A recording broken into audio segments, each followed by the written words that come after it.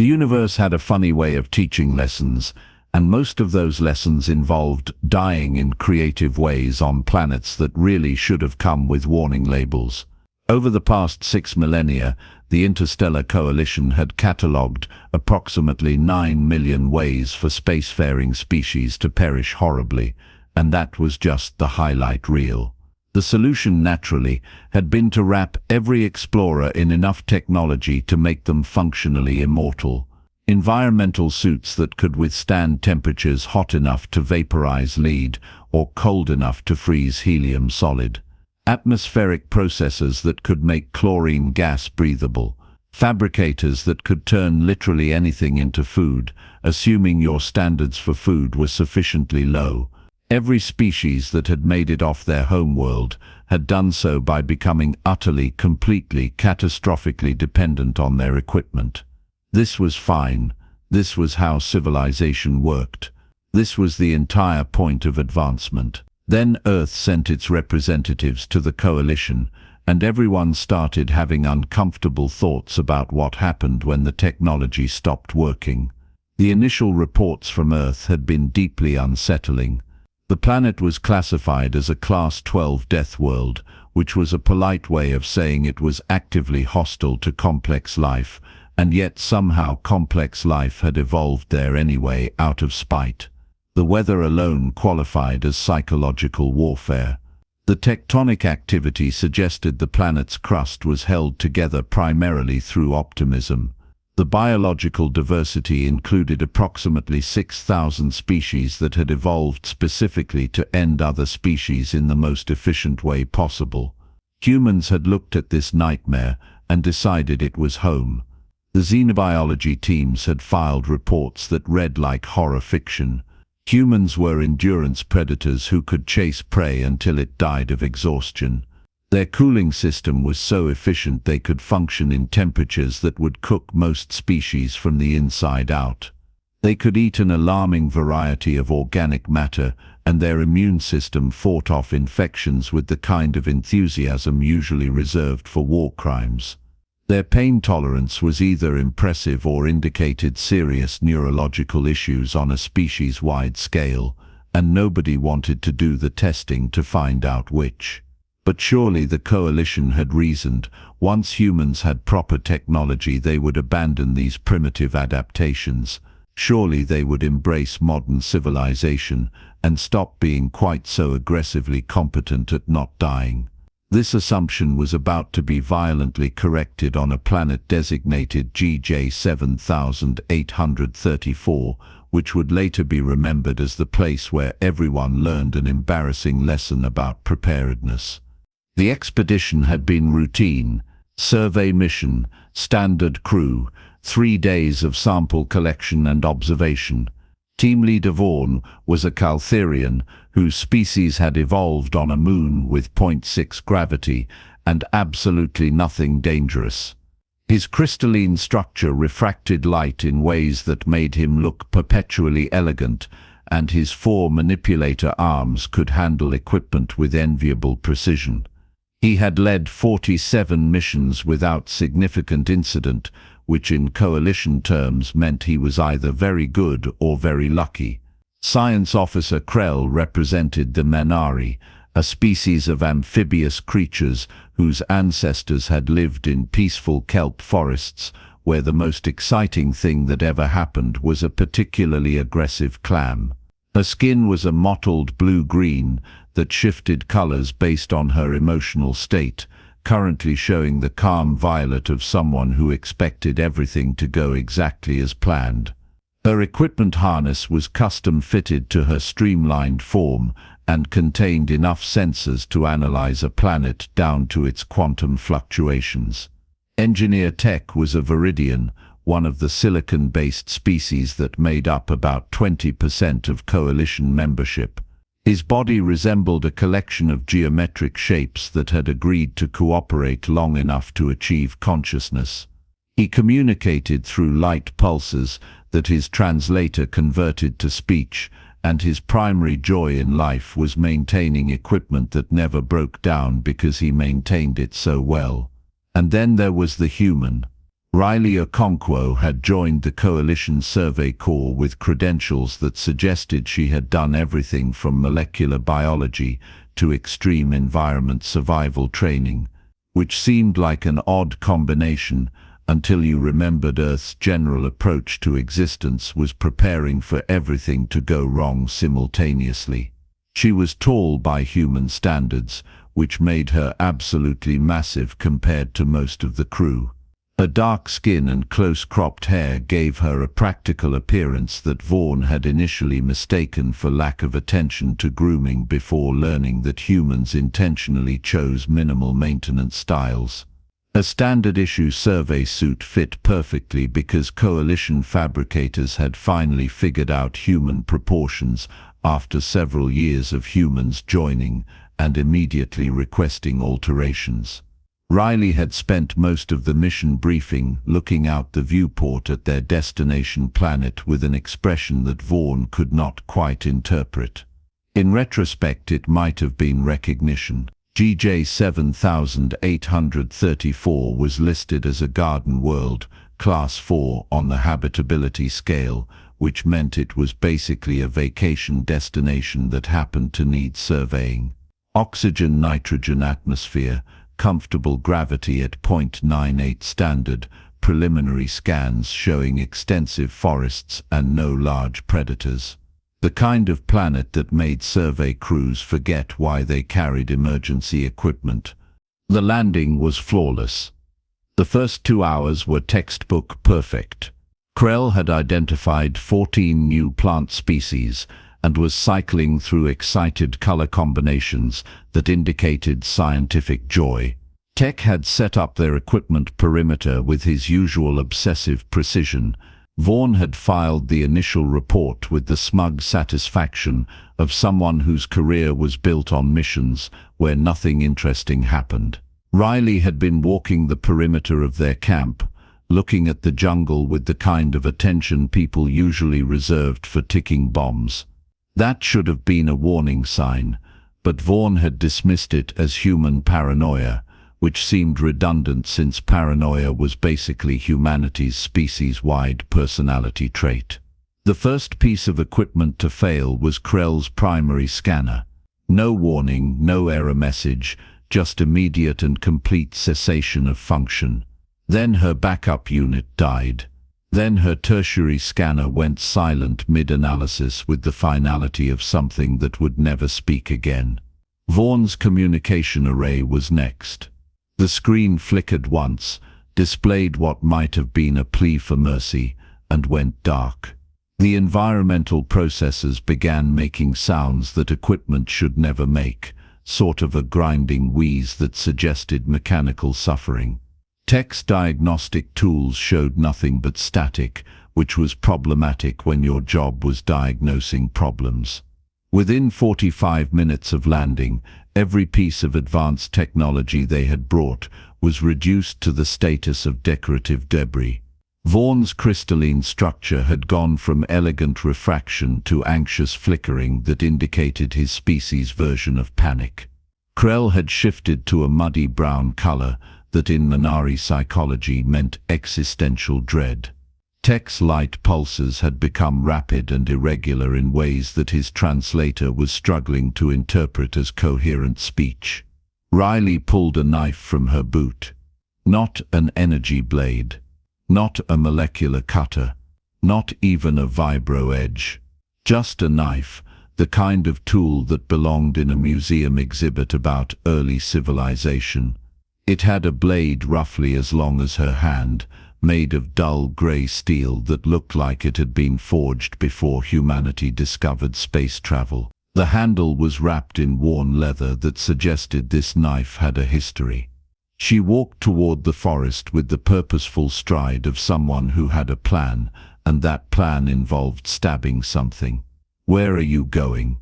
Vaughn's translator was still functioning, probably because coalition translators were built to survive literal nuclear war after several unfortunate incidents during first contact scenarios. "Hunting," Riley said, as if this was a reasonable response to their situation. "Our emergency supplies are in the shuttle," Krell pointed out, her colors shifting to confused orange. The fabricator should retain enough power to produce nutrition supplements for at least 5 days. Yeah, I'm not eating nutrition paste when there's actual food walking around. Riley had reached a tree at the forest edge and was examining branches with critical attention.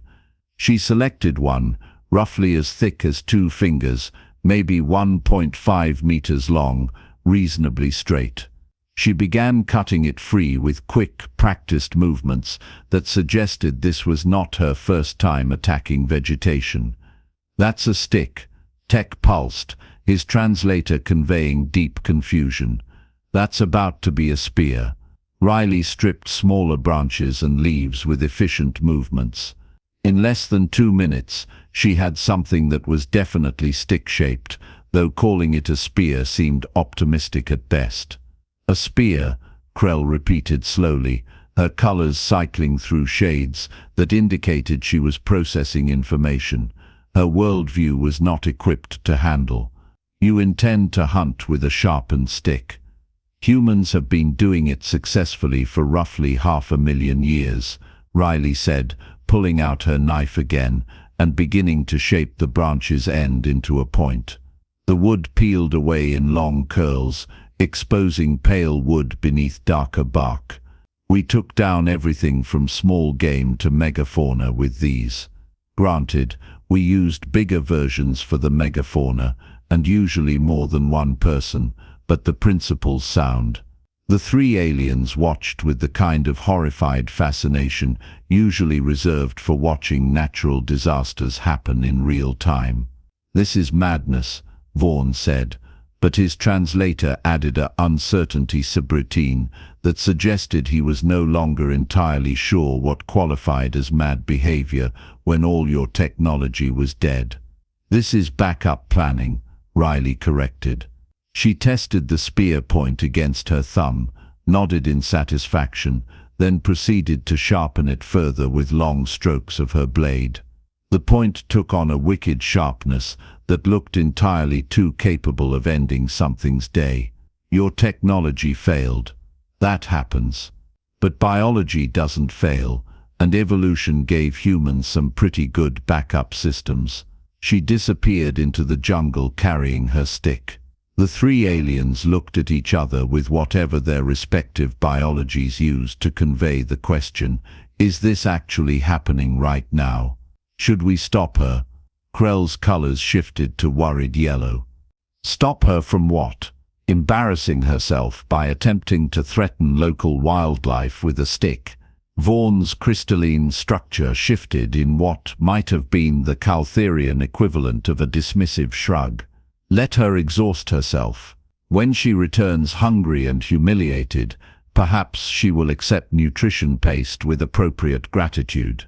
Tech said nothing, but his light pulses suggested skepticism about this prediction. 27 minutes later, Riley emerged from the jungle dragging something that was definitely deceased and definitely large enough to feed 4 people for several meals.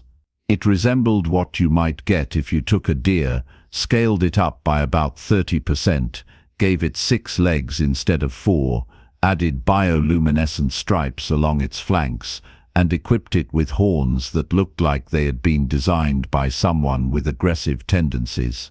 It was bleeding from a wound precisely where major arteries would be if convergent evolution was predictable about anything.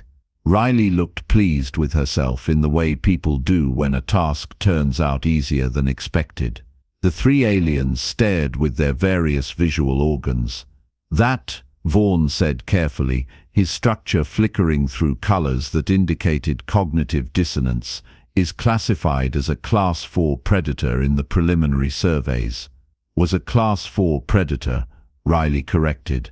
She dropped the carcass near their dead equipment with a solid thump that seemed to emphasize the contrast between functional and non-functional survival methods.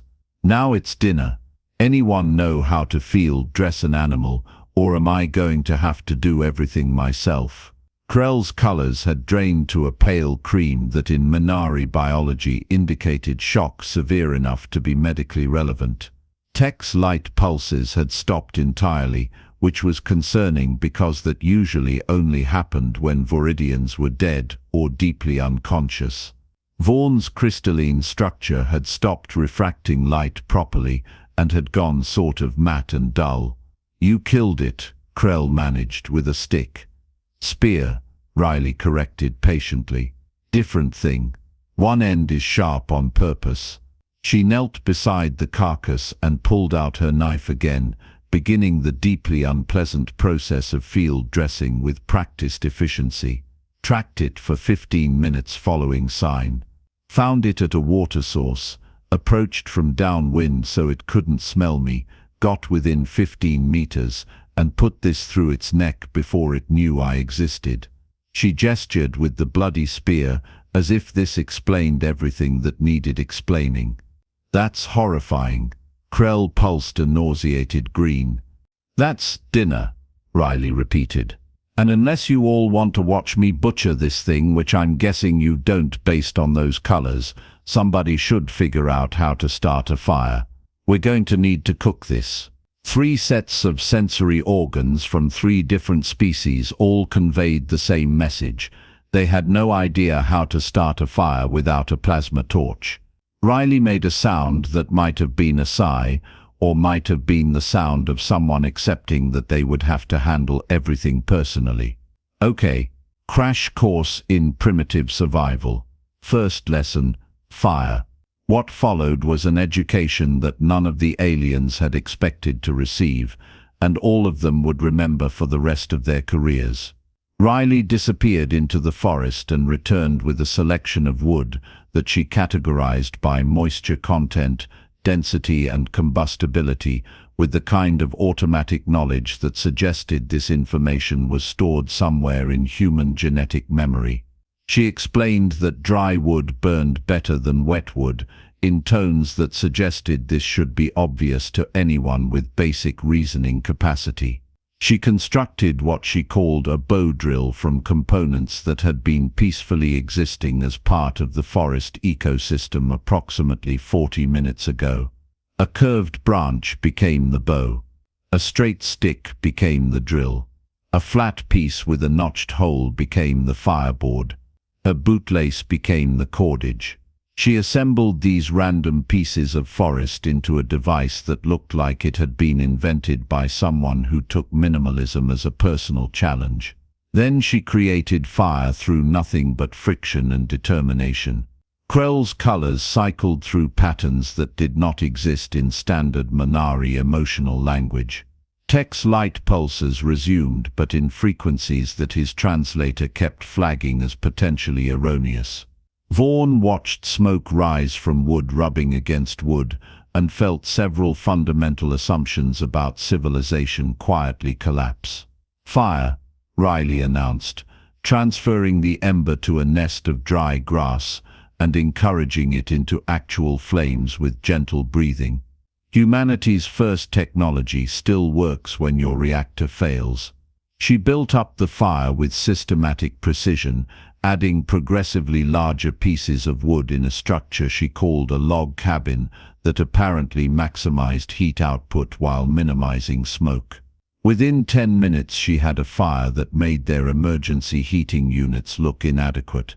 The butchering came next, and Riley demonstrated techniques that were simultaneously practical and absolutely nightmare fuel for species that had been eating synthesized proteins for millennia. She separated muscle groups, removed organs that she identified as either edible or useful for other purposes, and transformed the predator into manageable portions with surgical precision that Krell recognized from medical procedures. "Liver's actually the most nutritious part," Riley commented, holding up an organ that was still steaming. "High in vitamins, iron, all the good stuff. Heart's excellent too. Humans learned early that when you kill something, you use everything you can. Wasting meat is both disrespectful and stupid." She set up a spit, using green wood that wouldn't burn, skewered portions of meat, and began cooking dinner over open flame like someone who had been born several thousand years too late for this to be their normal occupation. The smell of cooking meat filled their camp. It was nothing like the neutral, sterile odor of fabricated nutrition paste. It was rich, complex, primal, in ways that triggered responses in biological systems that had been dormant since these species invented civilization. Krell drifted closer, her colors betraying curiosity fighting with disgust. Tech's light pulses shifted to patterns that suggested interest despite his better judgment. Vaughn's structure cleared slightly, returning to normal refraction as biological imperatives overrode cultural conditioning. "You can eat the paste if you want," Riley said, rotating the spit to ensure even cooking. Fat dripped into the fire, creating small flares that added char to the exterior. "No judgment, but this is actual food, killed fresh, cooked properly. Your scanners might be dead, but your biology knows what real nutrients look like." There was a long silence filled only by the crackle of fire and the sizzle of cooking meat. "Is it safe?" Krell asked, medical training warring with biological interest. "Checked the biochemistry before I hunted it. Carbon-based proteins, compatible amino acids, nothing that pinged as toxic to standard biology." Riley cut into a piece to check doneness. "Cooked through, any parasites are dead. Safe as anything from a fabricator, and probably tastes significantly better." "How can you know without scanners?" Vaughn asked. "Because I looked at it, smelled it, and used pattern recognition that evolution installed before scanners existed." Riley cut a portion and offered it on a piece of flat bark serving as an improvised plate. "Your species all figured out what was safe to eat through trial and error over millions of years. That information doesn't disappear just because you invented better tools. It's still there in your biology." Vaughn accepted the food with two manipulators, examining it as if it might transform into something dangerous. The meat was charred on the outside, pale inside, still steaming. It looked nothing like the uniform beige of nutrition paste. He took a bite. His entire crystalline structure flashed through colors he had never produced before. The meat had texture, actual variation in density and moisture. It had flavor that changed as he processed it, complex interactions that his sensory organs had never experienced from fabricated food. It was salty from the creature's biochemistry, slightly sweet from caramelization, with layers his mind struggled to categorize. It was, and this realization came with shame and revelation in equal measure, delicious. Krell accepted a portion next, absorbing it through her feeding membranes, and her colors shifted to surprised gold that indicated pleasure she had not anticipated experiencing. Tech processed his portion through his silicon-based metabolism, and his light pulses performed patterns that in Voridian body language indicated approval bordering on enthusiasm. They sat around the fire as the local sun set, eating meat from an animal Riley had killed with a sharpened stick, and something fundamental shifted in how they understood their relationship with the universe. "On Earth," Riley said, adding wood to the fire, "we have this concept called redundancy. You hope your technology works, but you prepare for it to fail. You learn skills that don't require equipment, because eventually equipment fails." She gestured at their dead technology with a piece of meat. Humans hoped technology would last forever, but prepared for the day it wouldn't. Earth taught us that the universe doesn't care about your hopes. "Your planet made you paranoid," Vaughn observed. "My planet made us prepared," Riley corrected. "There's a difference. Paranoid is worrying about things that might happen. Prepared is knowing things will happen and having solutions ready. Solutions like making weapons from trees," Krell pulsed thoughtful blue. Solutions like remembering that before technology we had evolution. Evolution gave us brains that could solve problems, hands that could make tools, and enough stubbornness to keep trying until something worked. Riley turned the spit, ensuring even cooking. Every human learns basic survival skills. Fire, shelter, water, food. We learn it the same way we learn math or language, because our history is full of times when these skills were the difference between living and dying.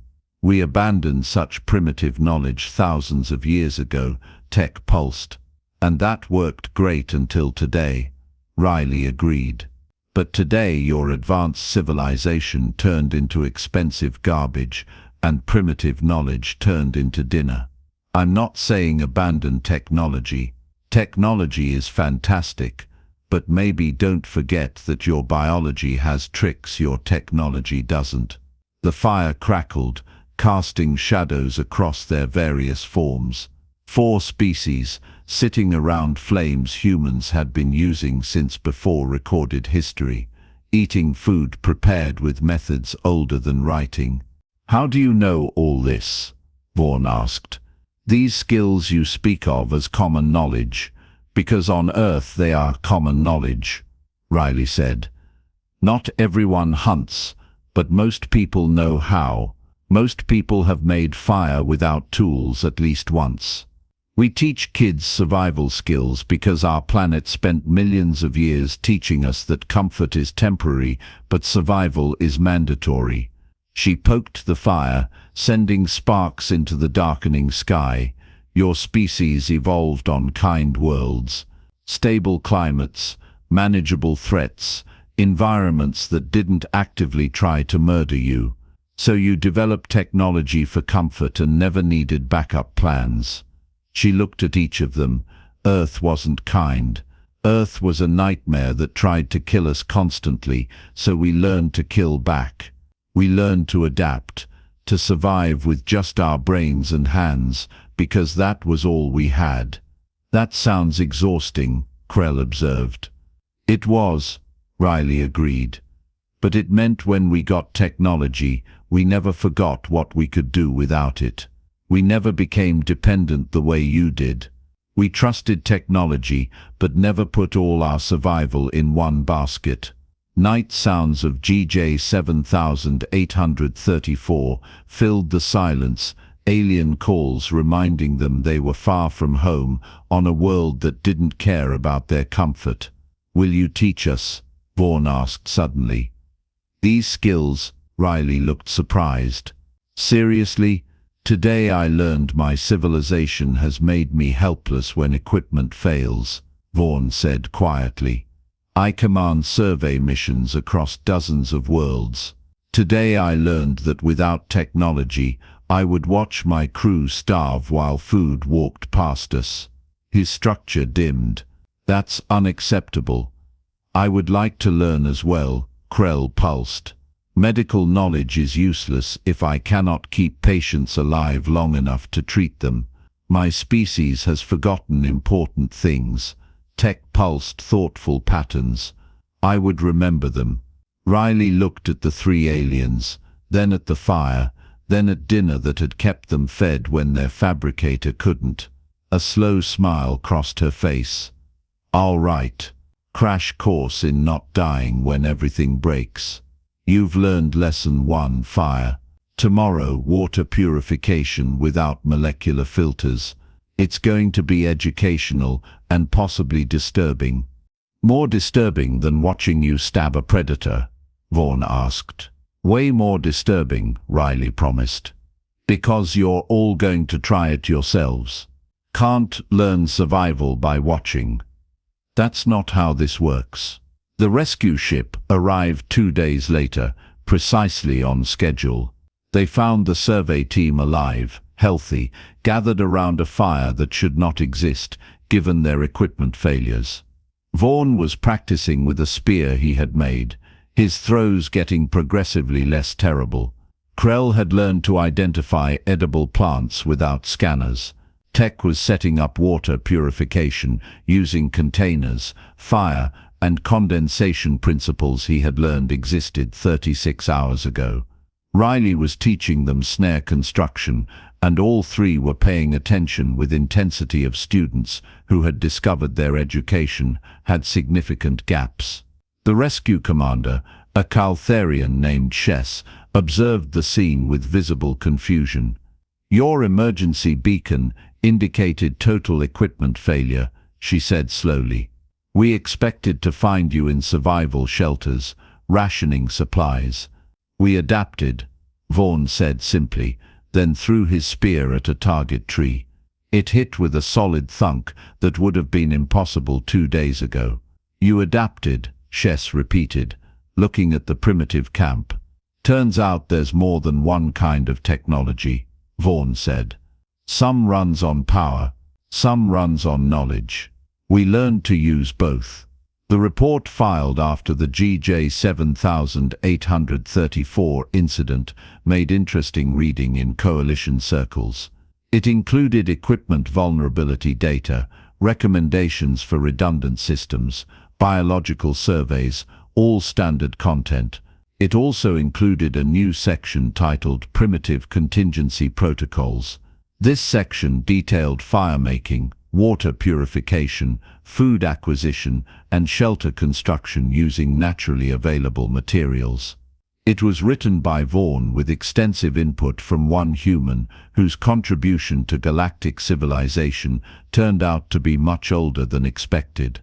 The section ended with a note that became something of a motto in Survey Corps: "Technology enables exploration, knowledge enables survival.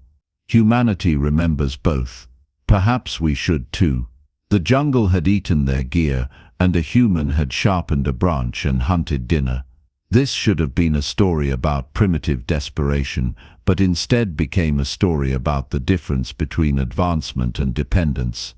The coalition had spent 6 millennia perfecting survival through technology.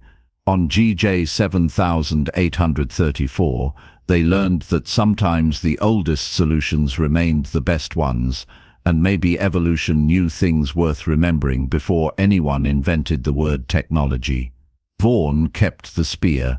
It hung in his quarters as reminder that preparation wasn't just about having right equipment. It was about knowing what to do when right equipment became wrong debris. Riley continued survey work, still carrying her primitive knife, still knowing skills that predated spaceflight. Other crews started requesting her specifically, not because she was exceptional at modern surveying, but because she was exceptional at not dying when modern surveying failed. The galaxy learned what Earth had known for millions of years. Survival wasn't about having best tools. It was about being the kind of creature who could make tools from whatever was available, even if what was available was just a sharpened stick and knowledge of how to use it.